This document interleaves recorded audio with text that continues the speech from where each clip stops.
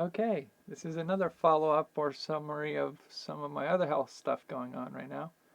So I don't have any ability to do anything about what else is going on right now. I'm stuck waiting for an inefficient US healthcare system. I will say that.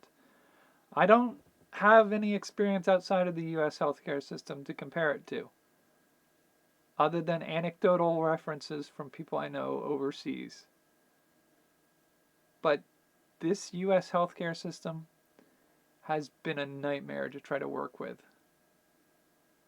Um, but since I'm unable to do anything either way with whatever's going on with that neurology stuff, a couple weeks from now, I could go in for my test, wait a week or more to hear back from anybody, fight with them to schedule up appointment for a follow-up, demand my results from my tests to see them, and they'll probably give me a one blurb note in response to that, and I will absolutely be on their butts about getting the actual visual references used for this scanning analysis. Because I've had issues with stuff like this before.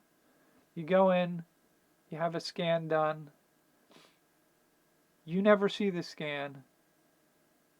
They send over a recommendation to your doctor about, like, well, everything looks fine here, there's nothing going on there, normal for their age. Does that mean there's a lesion there or not? Like, somebody over the age of 45 is bound to have some small areas of white spots in an MRI. It's just, it happens. That doesn't change the fact that if it's a lesion in a certain region of the brain, it could explain some of my problems. But I won't get the results for those scans. But regardless of that circumstance, I will get some kind of answer for pestering them as much as possible, and it'll be either you have Parkinson's or you don't. That's theoretically how it'll go. I can imagine a circumstance where they go like, well, maybe it's inconclusive. Don't tell me it's inconclusive. I will be very angry the moment somebody tells me inconclusive or borderline uncertain. I will be very angry about that. But I have no power to do anything other than just wait to hear back from this stuff. So with that in mind, other tests that we've been doing for my health have been stuff that's been on order for a while. We did some blood tests. I've had for the last year or so, specifically when under the most stress and sleep deprived, I've had a couple blood tests come back with fasting blood sugar of over 100 by this much. Like literally 101 was one of them, and 105 I think was another one of them. That's a fasting blood glucose after at least 8 hours of not eating and taking the blood glucose test with a suite of other blood tests at the same time. I just had a blood test 3 days ago, and my blood test 3 days ago has my blood glucose levels at 95. Fasting blood glucose of 95 is fine. It's when you get over 120 that you start to get the prediabetes and diabetes designations. Over 100 is watch out for insulin insensitivity issues, or syndrome X, or whatever they call it now. But I come back as fine with the blood glucose levels. I was fasting for 12 hours before the test this time instead of 8. I got full night's sleep. I was up for a couple hours before I went in, so I had the chance for my blood sugar. You usually get a spike first thing in the morning, and it diminishes as you go throughout the day, even when fasting. So my blood sugar's fine. They said my cholesterol was something they were paying attention to. They're not really paying attention to it. What they're looking at is the test results came back as my HDL is within reference range, my LDL is within reference range, and my triglycerides are in the middle of my reference range. So I'm reference range on all three of those categories. But somehow my overall cholesterol, total cholesterol, is slightly above the top edge of the reference range. And their typical response to that was, well, just change how you're eating so you're eating healthier. I eat lean protein and vegetables with low carbohydrate, low fat, everything for pretty much all of my diet most of the time. I've been more carbohydrate in the last 6 months than I've been for years. I predominantly live off of vegetables, protein, like hams, and I would do poultry, but I have an allergy to poultry. I think I do. Like I can't get a doctor to confirm that because whatever, it's complicated. But poultry is not great for me. I do eggs, ham, lean ground beef, some fish, some vegan meat alternatives. I do a lot of vegetables. I do some beans. I occasionally will do rice, sometimes some whole grain breads, but I don't do that every day. And here's the thing that gets me. They're like, just eat healthier. That's kind of as healthy as it gets, guys. Don't eat as much fried food. I haven't had fried food in months. And when I have had it, it's usually once a week at minimum or maximum. I don't know what I think they're just used to a certain pat answer that they don't tailor towards an individual person. But regardless, I'm not in the high cholesterol mark. I'm just elevated.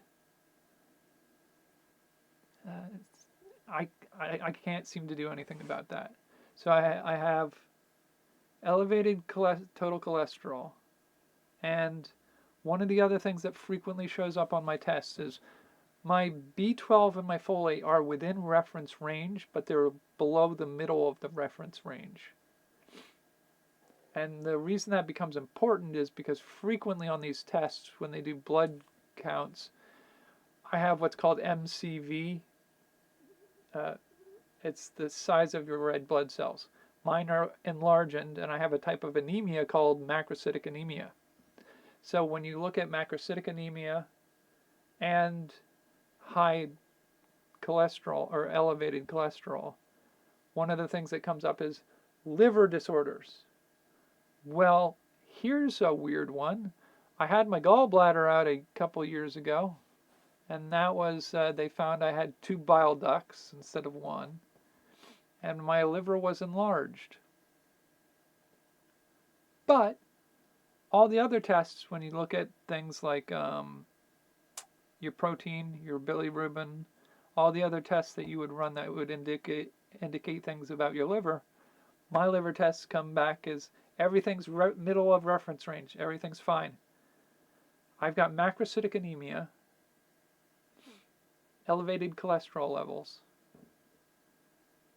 One of the other things that could happen that could cause some of those symptoms or differences in test results are things like your thyroid function. Well, my thyroid stimulating hormone and my T4 come back as normal, middle of reference range in most cases. So if it's not my liver and it's not my thyroid, what else could it be? No indications of it being anything. It's not my diet. So what is it? I've also got elevated levels of testosterone in my system. Enough so that at one point I had a doctor, an endocrinologist, absolutely convinced I was using steroids. Do I look like I use steroids, dude? I've got elevated levels of testosterone, which can be some indicators of liver problems again. But again, all my readings for my liver come back as normal. So what else could it be? Well, at this point, like, I'm not sure it's relevant to worry about any of it, because my cholesterol's elevated, not high. I have macrocytic anemia, but that's not super bad.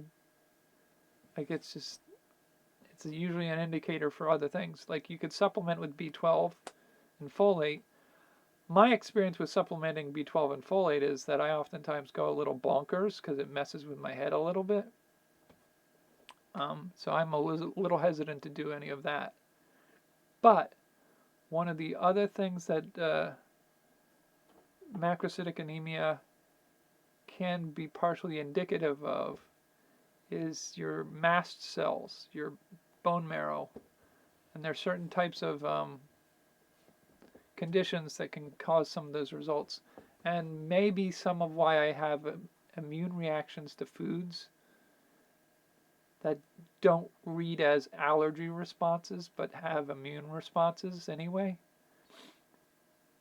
So it's just kind of like, well, maybe that's something that's going on, but I wish I could get somebody to take me seriously because I can't get a doctor to pay attention to this.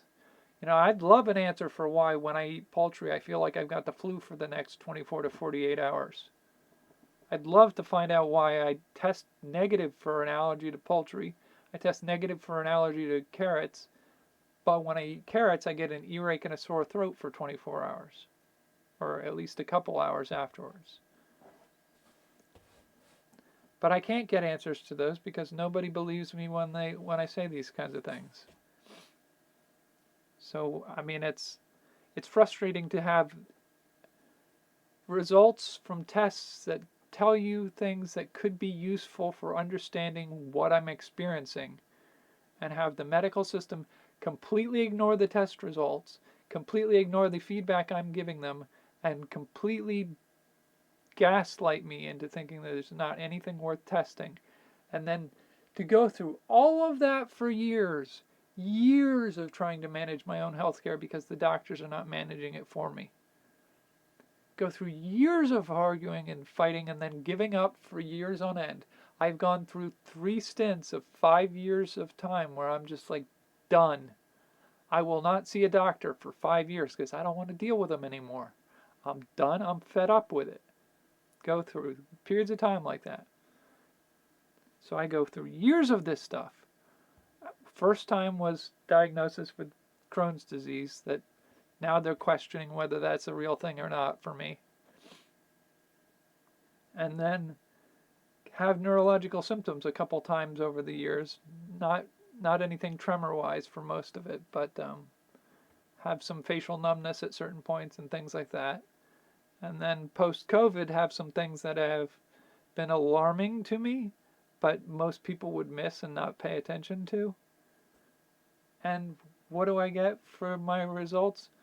Doctor who tells me for a year and a half, well, it's not anything that we can find. There doesn't seem to be anything going on. Okay, so I wrote them off. I'm like, okay, I'm not going to get any results, but they had me scheduled for a follow-up with his replacement doctor. So I go into this appointment expecting more of the same, and he spends 20 minutes with me, calls me the wrong name, and gives me a diagnosis of a neurodegenerative condition that I can't do anything about, and like they can't know from just that 20-minute exam. But it is what it is. Like I can't keep holding this stress. It eats at me. It makes it so that I can't sleep at night, which just doesn't make me any healthier for it. But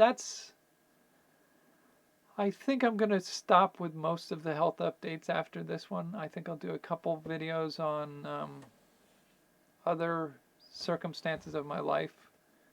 As I kind of figure out, like, I have some plans for what I wanted to do with this channel, and we'll probably see if we can get back into doing that. That's the plan anyway. So that'll be the next couple of videos, I think. Until we get a result from the scan test, that's where I'm aiming for. Got to think about and do other things in the meantime. Catch you for the next video.